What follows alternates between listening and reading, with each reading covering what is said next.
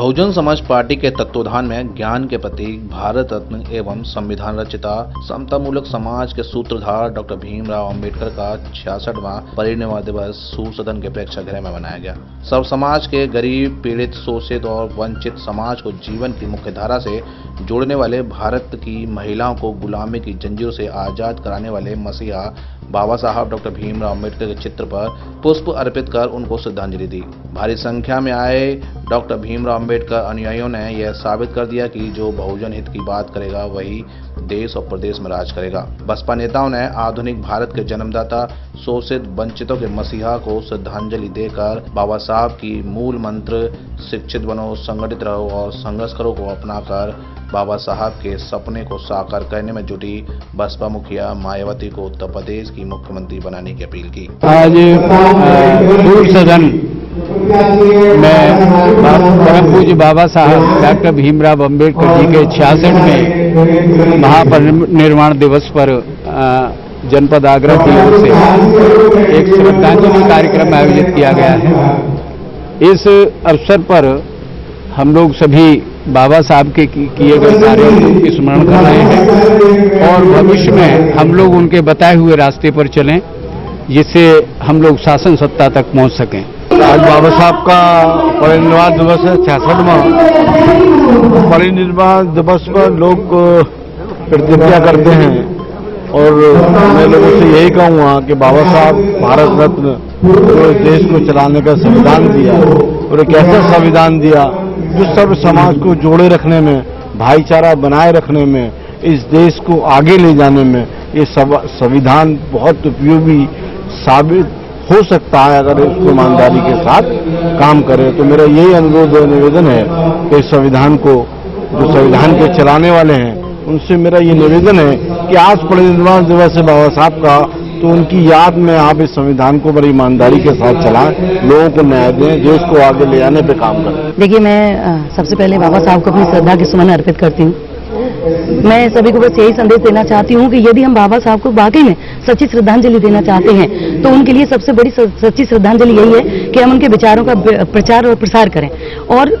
सारे देशवासियों के लिए सच्ची श्रद्धांजलि ये होगी कि इस देश में सिर्फ और सिर्फ संविधान का कानून हो, संविधान पूरी तरह से लागू हो। यहाँ का जो हिंदू कोड बिल है वो हमारे घरों में, हमारे परिवारों में भी पूरी तरह से लागू हो। जो लेबर लॉ है वो हर फैक्ट्री में, हर व्यक्ति के यहाँ जहाँ अगर 2 लोग भी काम करते हैं, अगर वहां भी हमने यदि लेबर लॉ को अगर लागू कर लिया तो मुझे लगता है कि ये बाबा साहब के लिए सबसे सच्ची श्रद्धांजलि होगी। और यहाँ पर अगर हमने लोकतंत्र को मजबूती से जिंदा रखा तो वो भी बाबा साहब के लिए सच्ची श्रद्धांजलि होगी। देखिए,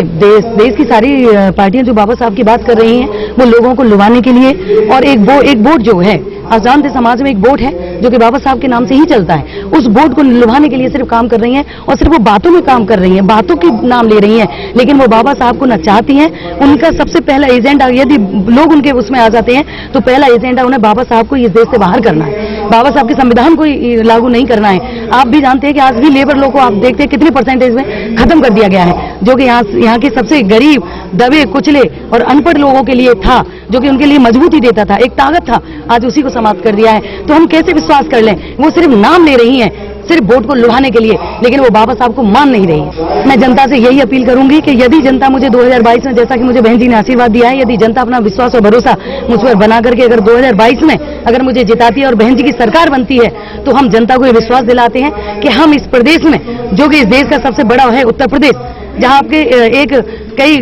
काफी बड़ी आबादी रहती है, हम वहां पर संविधान को पूरी तरह से लागू करेंगे, लोगों के जो हक और अधिकार हैं उनको दिलाने का काम करेंगे। आज जो इस देश में हत्या, बलात्कार, गैंगरेप, हिंसा, दंगे जिस कदर फैले हुए हैं, हम उनको पूरी तरह से समाप्त करेंगे, बेरोजगारी को कम करेंगे, शिक्षा को बढ़ावा देंगे। हम यहाँ पर हर तरह की जो कि लोगों की, जनता के लिए सुविधाजनक चीजें होंगी, उनको हर तरह से लागू करने का काम करेंगे। 66वें परिनिर्वाण दिवस पर